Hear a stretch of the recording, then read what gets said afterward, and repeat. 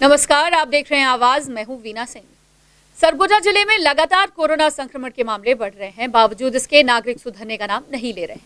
Collector द्वारा लगाए गए लॉकडाउन का उल्लंघन कर बेवजह सड़क पर लोग घूमते नजर आ रहे हैं। वहीं अब प्रशासनिक अमला ऐसे गैर जिम्मेदार लोगों को सबक सिखाने के लिए चालानी कार्यवाही कर अर्थदंड वसूल रहा है।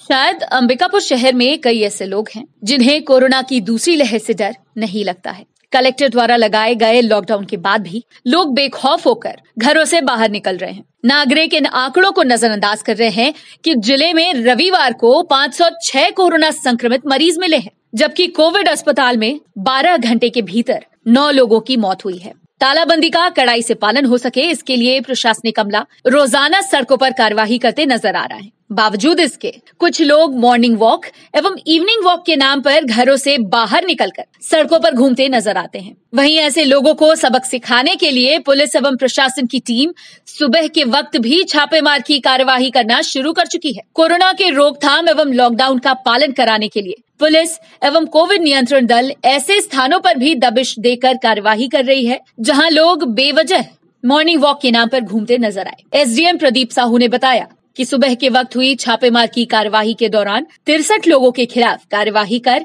23,000 रुपए का चालान बतौर अर्थदंड के रूप में वसूला गया है। इसमें कुछ ऐसे लोग शामिल हैं जो मॉर्निंग वॉक के लिए घरों से बाहर निकले थे। इस दौरान उन लोगों के खिलाफ भी कार्यवाही की गई जो तालाबंदी का उल्लंघन करते हुए दुकान खोलकर सामान बेच रहे थे। वहीं पुलिस अधीक्षक टीआर कोशिमा ने लोगों से अपील की है कि सभी अपने घरों में रहें, तालाबंदी एवं कोविड के प्रोटोकॉल्स का पालन करें, तब जाकर कोरोना की दूसरी लहर पर काबू पाया जा सकेगा। पुलिस अधीक्षक ने कहा कि सुबह एवं शाम के वक्त ऐसी कार्यवाही लगातार जारी रहेगी। आवाज भी अंबिकापुर के नागरिकों से अपील करता है कि प्रशासन का सहयोग करें और अपने अपने घरों में रहें। हम लगातार निरीक्षण कर रहे हैं कि किसी व्यक्ति के द्वारा लॉकडाउन का उल्लंघन तो नहीं किया जा रहा है। कंटेनमेंट जोन जो घोषित किया गया है कलेक्टर साहब द्वारा, इसी कड़ी में आज सुबह निरीक्षण किया गया, भ्रमण किया गया पूरे अंबिकापुर शहर का।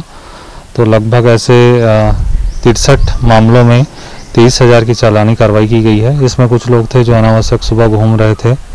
ऐसे कुछ दुकान भी थे जिनको अनुमति नहीं है खोलने की और वो दुकान खोल के अपना व्यवसाय कर रहे थे। तो इनको मिला के कुल मिला के 63 मामलों में 23,000 की कार्रवाई की गई।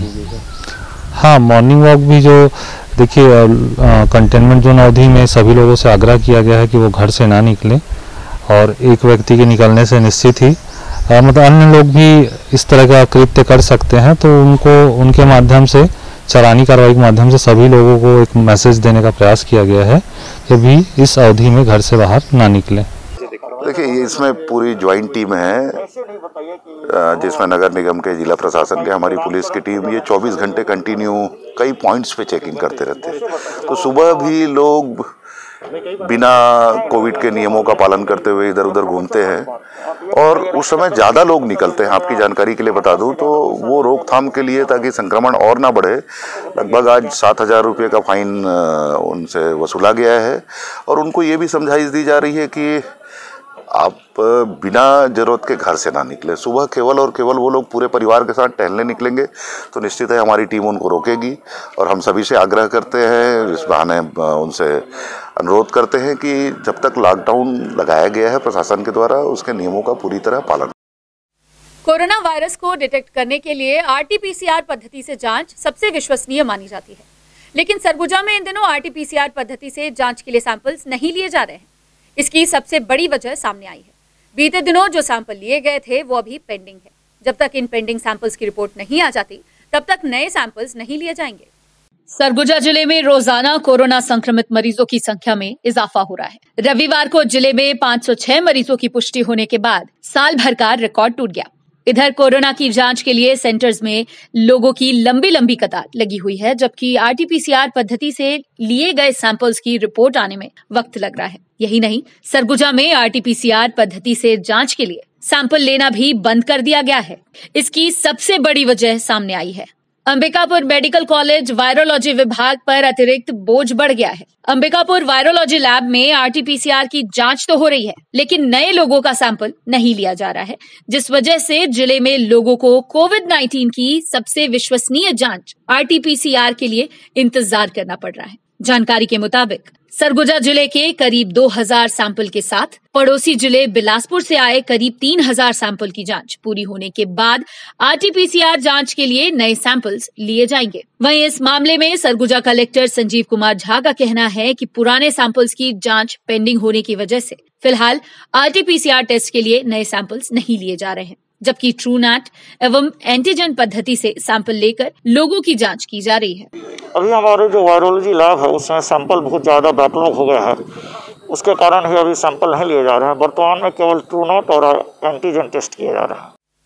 सरगुजा जिले में बीते कुछ दिनों पहले जानकारी सामने आ रही थी कि कोरोना वैक्सीन की कमी हो गई है। वहीं अब स्वास्थ्य विभाग का कहना है कि पर्याप्त मात्रा में वैक्सीन उपलब्ध है और वैक्सीनेशन का कार्य भी तेजी से चल रहा है। यहाँ तक कि 45 वर्ष से अधिक उम्र के 80% लोगों को वैक्सीनेशन लग चुका है। वहीं आने वाले दिनों में 100% टारगेट को भी पूरा कर लिया जाएगा। डॉक्टर अमीन फिरदौसी ने बताया कि जैसे ही केंद्र से अलॉटमेंट मिलता है, राज्य सरकार सभी जिले में टीके का अलॉटमेंट भेजती रहती है। वहीं समय समय पर वैक्सीन की खेप सरगुजा पहुंच रही है। फिलहाल जिले में टीका पर्याप्त मात्रा में उपलब्ध है।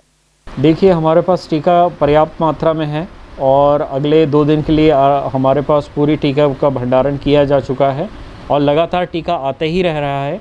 जैसे जैसे केंद्र से अलॉटमेंट मिलता है, राज्य शासन हमें अलग अलग ज़िलों में हमारे टीकाकरण का अलॉटमेंट भेजती रहती है। अभी की स्थिति में मैं बात करूं तो टीका पूरी तरीके से हमारे पास पर्याप्त मात्रा में। संख्या अगर बात करें तो वो स्पष्ट नहीं है, अभी देख के बताना पड़ेगा, लेकिन पर्याप्त मात्रा में है। टीका हम लोग लगभग 70 to 80% हम लोग लगा चुके हैं। लगभग 8 लाख की जो आबादी है उसमें हम लगभग 20 से 25% 45 साल से उबव मानते हैं, तो हमने लगभग 80 से 90% लोगों को टीका लगा दिया है। खबरों का सिलसिला जारी रहेगा। लौटते एक छोटे से ब्रेक के बाद।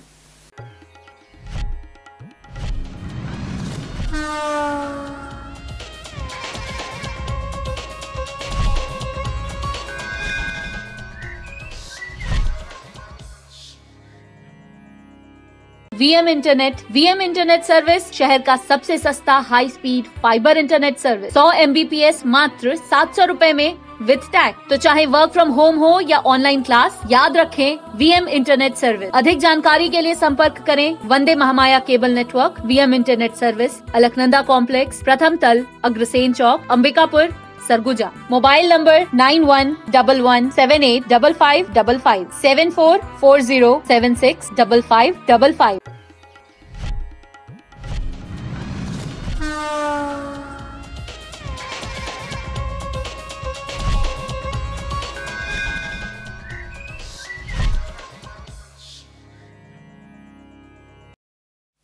ब्रेक के बाद आपका स्वागत है। अंबिकापुर मेडिकल कॉलेज अस्पताल के सीटी स्कैन टेक्नीशियन की कोविड रिपोर्ट पॉजिटिव आई है, जिस वजह से कुछ दिनों के लिए सीटी स्कैन की सुविधा को बंद कर दिया गया है। अस्पताल प्रबंधन सुविधा को जल्द शुरू कराने के लिए नए टेक्नीशियन की तलाश कर रहा है। अंबिकापुर मेडिकल कॉलेज अस्पताल में सीटी स्कैन की सुविधा अभी कुछ दिनों के लिए बंद हो गई है, जिससे लोगों को काफी दिक्कतों का सामना करना पड़ रहा है। दरअसल मेडिकल कॉलेज अस्पताल के सीटी स्कैन के टेक्नीशियन की कोरोना रिपोर्ट पॉजिटिव आई है। वहीं वर्तमान में दूसरा कोई टेक्नीशियन मौजूद नहीं है, जिस वजह से सीटी स्कैन की सुविधा कुछ दिनों के लिए प्रभावित हुई है। हालांकि सीटी स्कैन सुविधा को जल्द शुरू करने की कवायद मेडिकल कॉलेज अस्पताल प्रबंधन द्वारा की जा रही है। वहीं अस्पताल अधीक्षक डॉक्टर लखन राम ने बताया कि सीटी स्कैन मशीन से लगातार काम चल रहा था, मगर सीटी स्कैन के टेक्नीशियन की कोरोना रिपोर्ट पॉजिटिव आने के बाद काम प्रभावित हो गया है। अस्पताल प्रबंधन किसी ट्रेन्ड टेक्नीशियन की तलाश कर रहा है, जिसे मशीन की पूरी जानकारी हो। जैसे ही ट्रेन्ड टेक्नीशियन मिल जाएगा, वैसे ही लोगों को एक बार फिर सीटी स्कैन की सुविधा मिलने लगेगी। सीटी स्कैन मशीन बंद नहीं है, उसमें लगातार हम काम कर रहे थे। उसमें हमारे जो टेक्नीशियन था वो पॉजिटिव आ गए हैं और उनके अल्टरनेटिव हमारे पास था नहीं, तो उसको मैं प्रशासन को भी अवगत करा दिया हूँ। और हम अपनी इस तरह से भी लगातार कोशिश कर रहे हैं जो ट्रेन टेक्नीशियन है, क्योंकि उसको ट्रेन टेक्नीशियन ही चला सकता है। तो जैसे ही मिलेगा हमको या उसको कलेक्टर दर पर रखकर या किसी भी दर पर रखकर हम तत्काल कार्य को प्रारंभ करेंगे। हम लगातार प्रयासरत हैं कि कोई मिल जाए हमें। सूरजपुर जिले के जामा मस्जिद के पेश इमाम और मुफ्ती मोहम्मद मुदब्बिर आलम ने समुदाय के लोगों से अपील की है कि रोजा के दौरान भी टीकाकरण केंद्र पहुंचकर कोविड वैक्सीन जरूर लगवाएं, साथ ही कोरोना के गाइडलाइंस का अनिवार्य रूप से पालन करें। सूरजपुर जिले में कोरोना की रोकथाम के लिए प्रशासन के अलावा कई समाज सेवी संस्थाओं द्वारा वैक्सीन लगवाने की अपील नागरिकों से की जा रही है। वहीं सूरजपुर जामा मस्जिद के पेश इमाम और मुफ्ती मोहम्मद मुदब्बिर आलम ने भी समुदाय के लोगों से अपील की है कि सभी कोरोना से बचाव के लिए वैक्सीन लगवाएं। दरअसल समुदाय के कई ऐसे लोग हैं जिन्हें लगता है कि रोजा रखने के दौरान अगर वैक्सीन लगवा लिया गया तो कहीं रोजा टूट जाएगा या मकरूह हो जाएगा, जिस वजह से कई लोग वैक्सीन लगवाने से बच रहे हैं। वहीं जामा मस्जिद के पेश इमाम और मुफ्ती मोहम्मद मुदब्बिर आलम ने साफ कर दिया कि रोजे के दौरान इंजेक्शन लगवाने से किसी भी तरह का कोई नुकसान नहीं है, न ही रोजा टूटता और न ही मकरूह होता है। उन्होंने शरीयत के हिसाब से बताया कि मुसलमान रोजे के वक्त भी कोरोना का वैक्सीन लगवा सकते हैं। वहीं उन्होंने सभी से अपील की है कि सरकार द्वारा जारी गाइडलाइंस के अनुसार वैक्सीन जरूर लगवाएं। मुस्लिम समाज में मुफ्ती के द्वारा ही फतवा जारी किया जाता है। वहीं रोजे के दौरान भी वैक्सीन लगवाने के लिए जागरूकता अभियान चलाया जा रहा है। जामा मस्जिद सूरजपुर के सदर शाहिद सिद्दीकी ने भी जिले के तमाम कमेटियों से गुजारिश की है कि लोगों को कोरोना वैक्सीन लगवाने के लिए जागरूक करें और जो भी सरकार के द्वारा गाइडलाइंस हमें मिली है उसका सभी कड़ाई से पालन करें ताकि इस महामारी पर काबू पाया जा सके। तो मैं यहाँ से पैगाम ये देना चाहता हूँ और शरीयत मुतहरा का भी पैगाम यही है कि हालत रोज़ा में इंजेक्शन लगाना ये चाहे रग में हो चाहे गोश्त में हो, दोनों सूरतों में जायज़ है। तो लिहाजा ये जो कोरोना वैक्सीन आया है ये भी चाहे रग में लगाएं चाहे गोश्त में लगवाएं, दोनों हालत में जायज़ है। किसी हालत में कोई कराहत नहीं। हालत रोज़ा में अगर कोई ना लगवाना चाहे और कहे कि रोज़ा टूट जाएगा तो ये उसकी नादानी, ये उसकी जहालत है। ऐसा नहीं करना चाहिए, बल्कि सरकार ने जो गाइडलाइन दिया है उस पर हमें अमल करनी चाहिए। और वैक्सीन लगाने से रोज़ा नहीं टूटता है, ना शरीयत ने मना किया है, बल्कि वैक्सीन लगाने से ये होता है कि कोरोना आने का जो संभावना है वो दूर हो जाएगा, वो खदशा दूर हो जाएगा और हमारे अंदर एक क्षमता पैदा हो जाएगी। कोई कमज़ोरी की वजह से जो बीमारी आती है वो बीमारी ख़त्म हो जाएगी। कोरोना वैक्सीन को लेके मैं सारे मुसलमानों से अपील किया हूँ कि रोजे से रहे, इंजेक्शन लगाएं, उससे कोई फ़र्क नहीं पड़ना है। और मैं पूरे ज़िला के मुसलमानों से अपील करता हूँ कि शासन जो गाइडलाइन दे रहा है इंजेक्शन लगाने का, वो इंजेक्शन लगाएं ताकि उनको भी ज़िंदगी जीने का हक हो। मैं तो आप लोगों को एक मैसेज देना चाहूँगा। सूरजपुर का जिला कलेक्टर रणवीर शर्मा साहब ने जो रात दिन एक कर दिए हैं, परिवार छोड़ दिए हैं, गांव-गांव घूम रहे हैं कि हमारे जिला के लोग बचे रहे कोरोना से, बीमार ना हो, मरे ना। तो मैं उनके गाइडलाइन पे चलता हूं और हमारे मस्जिद में इसी तरह गाइडलाइन से जो हमारे गाइडलाइन है उसी तरह मैं मस्जिद को चला। अंबिकापुर के कोतवाली थाना क्षेत्र अंतर्गत एक ऐसा मामला सामने आया है जहां अज्ञात चोरों द्वारा एसबीआई के एटीएम में तोड़फोड़ कर रकम चोरी करने का प्रयास किया गया है। एटीएम प्रबंधन की शिकायत पर कोतवाली पुलिस अज्ञात आरोपियों के खिलाफ अपराध पंजीबद्ध कर मामले की जांच कर रही है। अंबिकापुर शहर में आए दिन चोरी की वारदात सामने आती है, वहीं लॉकडाउन के दौरान भी चोरों के हौसले बुलंद हैं। इसी कड़ी में एक और मामला सामने आया है जहां अज्ञात चोरों ने एटीएम में तोड़फोड़ कर रकम चोरी करने का प्रयास किया है। मामला कोतवाली थाना क्षेत्र अंतर्गत महामाया रोड स्थित एसबीआई एटीएम का है। पुलिस के मुताबिक बीती रात अज्ञात चोरों द्वारा एटीएम से पैसा चोरी करने के मकसद से तोड़फोड़ की घटना को अंजाम दिया गया था। हालांकि चोर अपने नापाक मंसूबों में नाकाम साबित हुए। वहीं एटीएम प्रबंधन के द्वारा मामले की शिकायत कोतवाली थाने में दर्ज कराई गई है। शिकायत के बाद कोतवाली पुलिस अज्ञात आरोपियों के खिलाफ अपराध पंजीबद्ध कर मामले की जांच कर रही है। पुलिस का कहना है कि आरोपियों को जल्द से जल्द पकड़कर सलाखों के पीछे भेजा जाएगा। गौरतलब है कि पहली घटना नहीं है जब शहर में लगे एटीएम को तोड़कर रकम चोरी करने का प्रयास किया गया है। इसके पहले भी कई मामले सामने आ चुके हैं जहां अज्ञात चोरों द्वारा एटीएम में तोड़फोड़ कर नुकसान पहुंचाया गया। बावजूद इसके कई बैंक्स के एटीएम प्रबंधन द्वारा गार्ड्स की नियुक्ति की जाती है, जिस वजह से शहर के एटीएम आए दिन बावजूद इसके कई बैंक्स के एटीएम प्रबंधन द्वारा गार्ड्स की नियुक्ति नहीं की जाती है, जिस वजह से शहर के एटीएम आए दिन चोरों के निशाने पर रहते हैं। कल रात की बात है जहां पे एटीएम में कुछ एटीएम तोड़फोड़ हुआ है, जिसके जांच बेचने हेतु गए थे। प्रकरण में एफआईआर कर अज्ञात आरोपियों की पतासाजी की जा रही है। सीसीटीवी फुटेज वगैरह देखकर आरोपियों की पहचान कर गिरफ्तार की जाएगी। बैंकों को निर्देश ये है कि वो अपने गार्ड सुनिश्चित करें वहाँ पे। वक्त है एक और छोटे से ब्रेक का, जल्द लौटते हैं।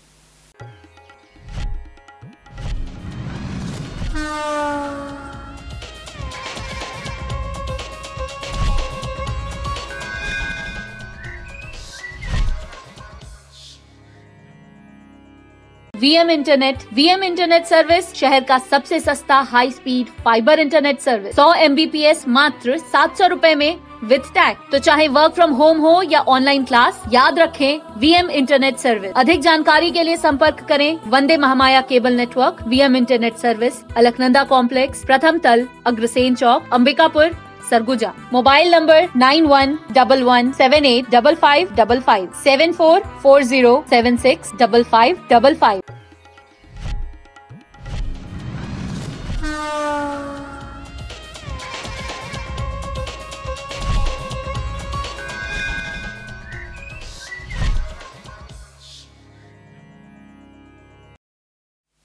ब्रेक के बाद आपका स्वागत है। बढ़ते अगली खबर की ओर।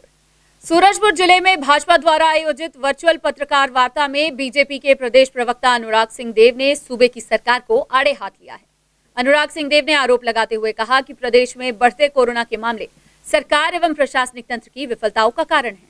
सूरजपुर जिले में भाजपा द्वारा वर्चुअल पत्रकार वार्ता का आयोजन किया गया। बढ़ते कोरोना संक्रमण एवं तालाबंदी को लेकर भाजपा ने प्रदेश सरकार की विफलता व प्रशासनिक तंत्र को जिम्मेदार ठहराया है। वहीं पत्रकारों से चर्चा के दौरान भाजपा प्रवक्ता अनुराग सिंह देव ने राज्य सरकार पर कई गंभीर आरोप लगाते हुए कहा कि कोरोना वायरस की संक्रमण की दूसरी लहर के आशंका के बीच सरकार पूरी तरह लापरवाह बनी रही। बीते एक वर्ष में सूबे की सरकार प्रदेश के सभी जिला मुख्यालयों में कोविड के RT-PCR जांच के लिए वायरोलॉजी लैब की व्यवस्था नहीं कर सकी। अनुराग सिंह देव ने आरोप लगाते हुए कहा कि लोगों के इलाज की बात तो दूर, अभी भी लोगों को जांच के लिए 4 से 6 दिन तक भटकना पड़ रहा है। प्रदेश में 2 लाख से ऊपर एक्टिव मरीजों की संख्या पहुंच गई है। बावजूद इसके सरकार अभी गंभीर नहीं दिख रही है। अस्पतालों में न तो ऑक्सीजन सुविधा युक्त बेड है और न ही कोरोना के इलाज में उपयोग आने वाली दवाइयों का स्टॉक है। यही नहीं, अनुराग सिंह देव ने आरोप लगाते हुए कहा कि प्रदेश की जनता मुख्यमंत्री व स्वास्थ्य मंत्री के राजनीतिक महत्वाकांक्षा की लड़ाई में पिस रही है, जबकि प्रदेश में स्वास्थ्य व्यवस्था पूरी तरह चरमराई हुई है। प्रशासन लॉकडाउन की आड़ में कमियों को छुपाने में लगा हुआ है, जबकि प्रशासन को पूरा ध्यान स्वास्थ्य सुविधाओं को सुधारने एवं विस्तार करने में लगाना चाहिए। तालाबंदी के बाद भी सरगुजा जिले में कोरोना के मामले लगातार बढ़ रहे हैं। ऐसे में सरगुजा कलेक्टर संजीव कुमार झा ने तालाबंदी की समय सीमा को बढ़ाने का निर्णय लिया है। कंटेनमेंट जोन के नियमों में आंशिक संशोधन करते हुए कलेक्टर ने 26 अप्रैल की रात 12 बजे तक लॉकडाउन बढ़ाने का आदेश जारी किया है। सरगुजा जिले में कोरोना की दूसरी लहर तालाबंदी के बाद भी बेकाबू होती दिख रही है। एक तरफ जहां संक्रमित मरीजों की संख्या में कमी नहीं आ रही है, वहीं दूसरी ओर जिले में कोविड की वजह से मौत का आंकड़ा भी बढ़ रहा है। कोरोना के बढ़ते मामलों को देखते हुए सरगुजा कलेक्टर संजीव कुमार झा ने तालाबंदी बढ़ाने का निर्णय लिया है। अपनी शक्तियों का प्रयोग करते हुए कलेक्टर ने 26 अप्रैल की रात 12 बजे तक जिले को कंटेनमेंट जोन घोषित कर सख्त तालाबंदी का आदेश जारी किया है। इस दौरान सरगुजा जिले की सभी सीमाएं सील रहेंगी। तालाबंदी के दौरान दवा दुकान एवं शासकीय उचित मूल्य की दुकान निर्धारित समय तक खुली रहेंगी। हालांकि शासकीय उचित मूल्य दुकान का संचालन टोकन सिस्टम के माध्यम से होगा। इसके अलावा कलेक्टर ने तालाबंदी में आंशिक संशोधन करते हुए ठेले के माध्यम से किसानों को गली मोहल्ले जाकर सब्जी एवं फल बेचने की अनुमति निर्धारित समय तक के लिए दी है। वहीं पेट्रोल संचालकों को शासकीय वाहन, अस्पताल संबंधित वाहन, मेडिकल इमरजेंसी से संबंधित निजी वाहन, अंतर्राज्यीय बस स्टैंड से संचालित ऑटो टैक्सी, ई पास धारण करने वाले वाहन, मीडिया कर्मियों सहित दूध वाहन एवं छत्तीसगढ़ में नहीं रुकते हुए एक राज्य से सीधे अन्य राज्य जाने वाले वाहनों को पेट्रोल डीजल प्रदान करने का आदेश जारी किया गया है। जबकि पुराने नियमों के अनुसार कोविड-19 प्रोटोकॉल का पालन करते हुए प्रातः 6 बजे से प्रातः 8 बजे तक एवं शाम 5 बजे से शाम 6:30 बजे तक खुले रहेंगे। इसके अलावा पशुओं के पशुचारा देने हेतु प्रातः 6 बजे से प्रातः 8 बजे तक एवं शाम 5 बजे से शाम 6:30 बजे तक दुकान खोलने की अनुमति दी गई है। वहीं एलपीजी गैस सिलेंडर एजेंसियों को केवल टेलीफोनिक एवं ऑनलाइन ऑर्डर के माध्यम से ग्राहकों के घर सिलेंडर पहुंचाने की अनुमति दी गई है। जबकि तालाबंदी के दौरान शराब दुकानों को बंद रखने का निर्देश जारी किया गया है। वहीं कोविड टीकाकरण एवं कोविड जांच के लिए मेडिकल दस्तावेज या आधार कार्ड व परिचय पत्र दिखाने पर आने जाने की अनुमति मिलेगी। इसके अलावा सभी प्रकार की सभा, जुलूस, सामाजिक, धार्मिक एवं राजनीतिक आयोजनों पर प्रतिबंध लगा दिया गया है। वहीं तालाबंदी का उल्लंघन करने पर महामारी अधिनियम के तहत कार्यवाही करने का कलेक्टर ने सख्त आदेश जारी किया है। आज कलेक्टर एवं जिला दंडाधिकारी महोदय द्वारा संशोधित आदेश जारी किया गया है। इसके अनुसार जो कंटेनमेंट जोन की अवधि है उसे जो 23 तारीख तक समाप्त होने वाला था उसे 26 तारीख तक एक्सटेंड किया गया है। और ये जो आदेश है 23 तारीख को रात 12 बजे से लागू होगा। इसमें एक छूट जो दी गई है वो फल एवं सब्जी विक्रेताओं को दी गई है। इस शर्त पर दी गई है कि वो सीधे उत्पादक से फल सब्जी लेकर ठेले के माध्यम से घर घर तक जाकर बेच सकते हैं। हाँ, ये एक्चुअल में ये आदेश जो पहले से जारी हुआ है वो 23 तारीख तक लागू रहेगा और आज जो जारी हुआ है वो 23 तारीख के रात 12 बजे के बाद लागू होगा। अंबिकापुर कोतवाली थाने में आदिवासी समाज के द्वारा शहर के एक युवक के खिलाफ शिकायत दर्ज कराई गई है। आदिवासी समाज का आरोप है कि प्रिंस तिवारी नाम के युवक ने सोशल मीडिया पर अनुसूचित जाति एवं जनजाति वर्ग के लोगों पर निशाना साधते हुए आपत्तिजनक पोस्ट शेयर किया था। युवक के इस पोस्ट से समाज के लोग आहत हुए हैं। वहीं कोतवाली थाना प्रभारी का कहना है कि इस मामले की जांच की जा रही है, जिसके बाद युवक के खिलाफ अपराध पंजीबद्ध किया जाएगा। अच्छा, ये आदिवासी समाज द्वारा अभी एक आवेदन दिया गया है जिसमें प्रिंस तिवारी नाम का एक व्यक्ति द्वारा ST/SC के नाम से गलत संदेश पोस्ट किया गया है, जिसका आवेदन प्राप्त हुआ है, जिसकी जांच कर अग्रिम कार्रवाई की जाएगी। बुलेटिन में फिलहाल सिर्फ इतना ही। शहर से जुड़ी खबरों के लिए देखते रहिए आवाज। इस न्यूज के स्पॉन्सर हैं VM इंटरनेट, अलकनंदा कॉम्प्लेक्स, प्रथम तल, अग्रसेन चौक, अंबिकापुर, सरगुजा, छत्तीसगढ़।